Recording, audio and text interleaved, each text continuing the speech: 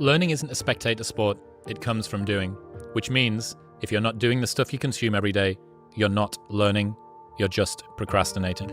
Ooh, this is fun. All right, so I'm going to define some terms. Learning, let me say it this way. Intelligence means rate of learning.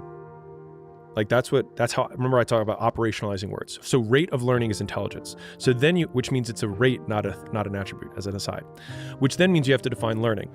Learning means same condition, new behavior. So if I hold up a red card and then I slap you, and then I'll hold up a red card again, and then you duck, you've learned. If you wake up every day and life shows you a red card, and then you don't duck and you don't change, then you have learned nothing.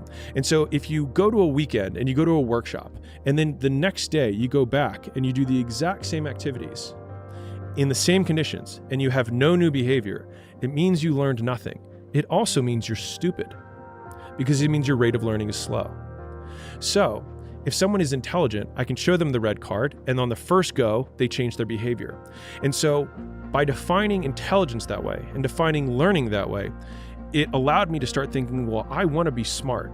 And this circumstance had this outcome last time. And so the next time I see this circumstance, this red card, I'm going to change my behavior.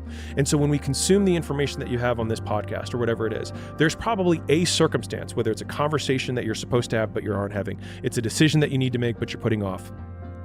That's the red card. It comes up again. And the question is whether you're going to get slapped or you're going to duck. And that's whether you know whether you learned or not. And every time you get shown the red card and you do the same exact thing, you just prove to yourself that your rate of learning is slower. And so for me, I want to have that evidence that I learn quickly.